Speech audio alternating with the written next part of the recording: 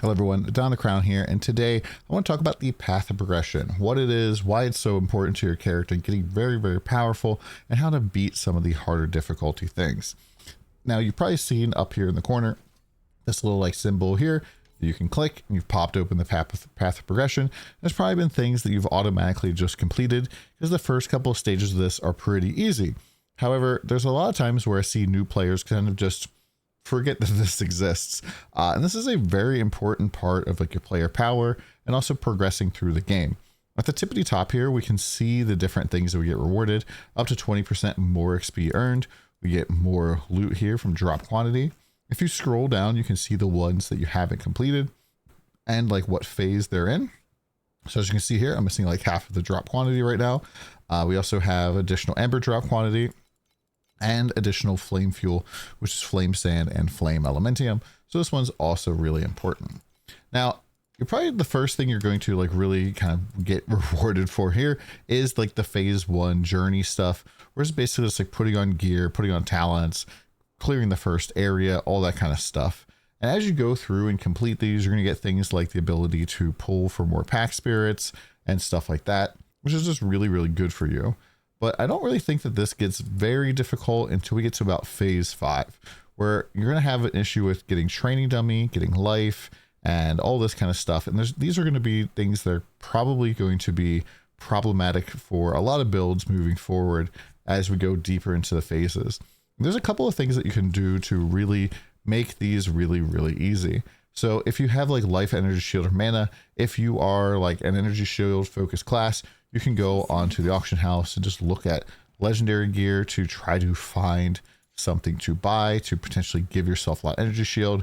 And if you're a life-based class, buying this Martyr's Staff chest here gives you a ton of life. And the reason for that is because this gives you percentage life, whereas pretty much all gear for the most part gives you flat life. So it becomes a huge multiplier for you. And it's just really quite simple to do. Also, I like to go into the shields pretty frequently. These will have a ton of flat life on them. And some of these like energy shield ones, I believe, also have some like big flat gear energy shield. And 2 of these 3 are going to be kind of cheap. This last one's going to be a little bit expensive. But these are typically good things for you to go and do and like look at. Typically the strength gear is going to give you more life. Energy shield gear is going to give you more energy shield. But still, a lot of people have a lot of problems with survivability score. So like when you're hitting the training dummy here, you have a survivability score. And as you can see, my survivability score is pretty low, despite the fact that I'm giga tanky, because mind over matter or taking damage from my mana doesn't really count for this. So what I can go and do is I can go into the skills here, click change, go and click expand over here. And we just scroll down until we find this thing, defensive. So defensive skills, these are all skills that you can add to your character. They're going to add kind of a defensive layer for you. So things like safeguard ring gives you additional, less additional damage taken. We can also get things like defensive barrier, which makes us take less damage, delayed pain, frost shield, all these types of things, right?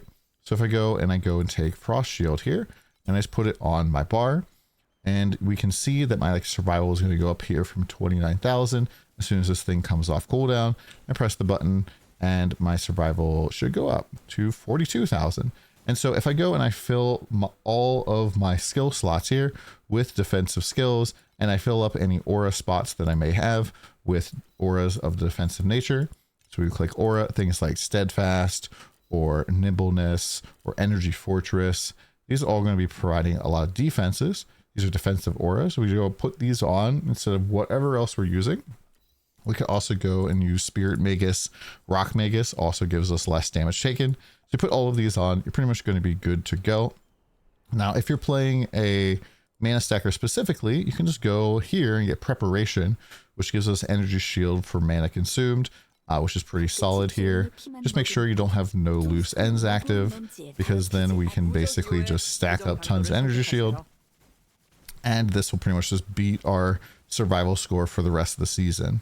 If you're having an issue with it like not registering like the damage or the survival, what I recommend doing is just hitting the dummy a whole bunch and then running away from it until it completes. And this very frequently forces it to updates for me, and so this will work. Also, try relogging. That could potentially be a thing. Next up for like skill stuff, a lot of the stuff in the very beginning is very, very easy to kind of figure out. Things like 3 linking passives or 3 linking active skills, that kind of stuff is not that bad. A lot of people kind of get confused about gear empowerment, and what this system is over here with mod. Here's a little gear empowerment button, and what this lets you do is add energy to gear that uses energy cores. A lot of people aren't using this system this season in Outlaw, because there is another system that does the same thing, but like, you can pretty much use this system to get more energy on your gear, and doesn't like necessarily need to be stopped at any point. However, if you get to the max roll, you can't continue to click it. So there's that. Also for skills, there are some in here that are a real pain in the butt. So level 21 active skill, this used to be a lot easier to do because like pretty much watchers could drop level 21 active skills, and then same thing with like supports and stuff. And nowadays what you have to do is buy them off the auction house or hand in a card that gives them. So what we can do is go to trade house, go to advanced item, and then skill. We'll go active skill, item level 21 here. And we're going to see that these are going to be pretty expensive. However, if you go through here and find the cheapest one, you're pretty much going to be able to buy it, equip it, and then resell it back to the auction house for a little bit of tax pain there. I think I bought mine for about 200 and I sold it back around for 210 like right away. So there is definitely that. And eventually you're probably going to want some level 21 active skills or level 21 supports. I have a ton of level 21 supports for my character. They're just not very useful like early game, but this is a good way for you to kind of get some power up. Also, things I didn't mention with power up is that as you're going through and completing these phases, you're getting some talent points and star talent points. So it's really important to go and do these. So even if like the level 21 one is like kind of a pain in the butt, you might be getting like more experience here or more star talents. And a lot of times, like if you complete these and you go to the next section, you have like a whole ton of these are already completed, maybe even the top one as well. And so it's kind of worth the money to invest in getting path of progression further. And I kind of hope that they make some of these a little bit easier in the future. And they do kind of sometimes give us some of them. So I know, for example, on here on the on the like challenge one, I haven't done city defense this season. And so they gave us city defense, I think 1 and 2. And, that's pretty much like pretty easy for us to get done. Now, Great Void, what this is here, if we talk to this guy here, Zach the Hunter, we just click Great Void. These are all the different bosses that are kind of like part of season mechanics. So we have Nightmare, we have City of Eterna, we have Cube, we have Black Sail, and we have Dark Surge. These guys all have their own unique boss, and you just need the summoning material for these. This drops typically from the mechanic, or you can buy it, and you can see the like loot for these particular characters. And some of these keys are going to be a little expensive. However, if we go like to this particular one, I think the Queen's Grace is one of the cheapest tickets to buy right now.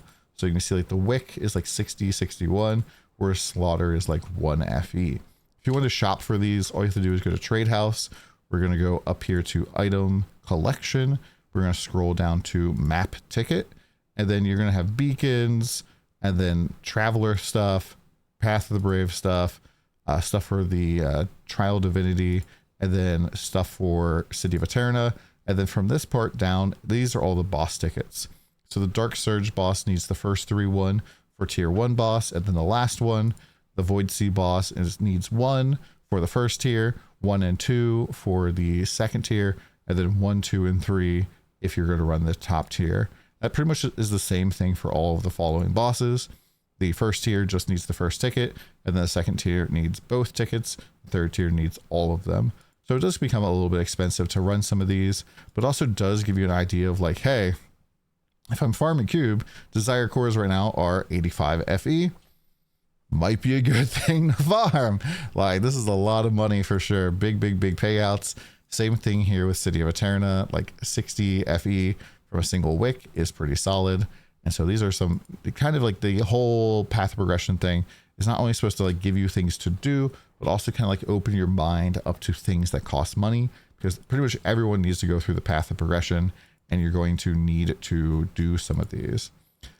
So for the gear one here, I don't necessarily know if there's too many that people struggle with, except for one thing that I personally struggle with is I see they use the fine embers, and I almost always have to kind of backtrack to do this because lower tier gear uses fine embers, and I pretty much like skip crafting early on, and so I don't use my fine embers. And so if you're having struggle with this particular one, all you have to go and do is run a low tier time mark map. Just go back up in here and then go and click your time mark down to like 4 or something, and you'll be perfectly fine. You'll be able to find gear that can be crafted that way. For hero memories, pretty much this is just a really straightforward progression of using like the black sail mechanic and then upgrading your hero memories. Hero memories do get a lot of power as they level up. You can see at level 50 here, we have +3 to our trait level.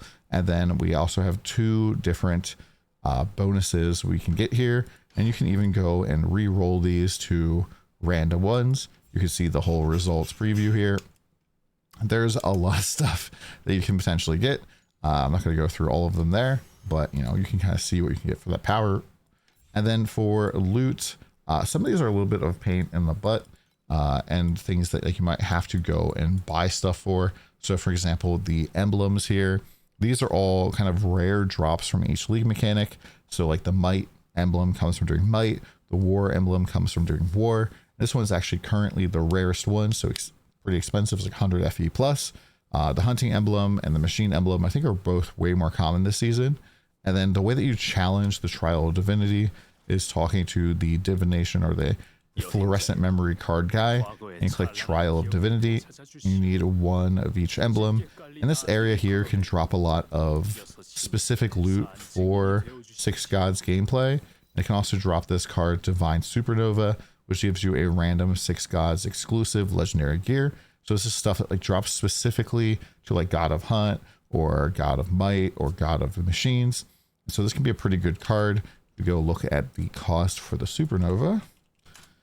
We can see that this is about a 400 FE card.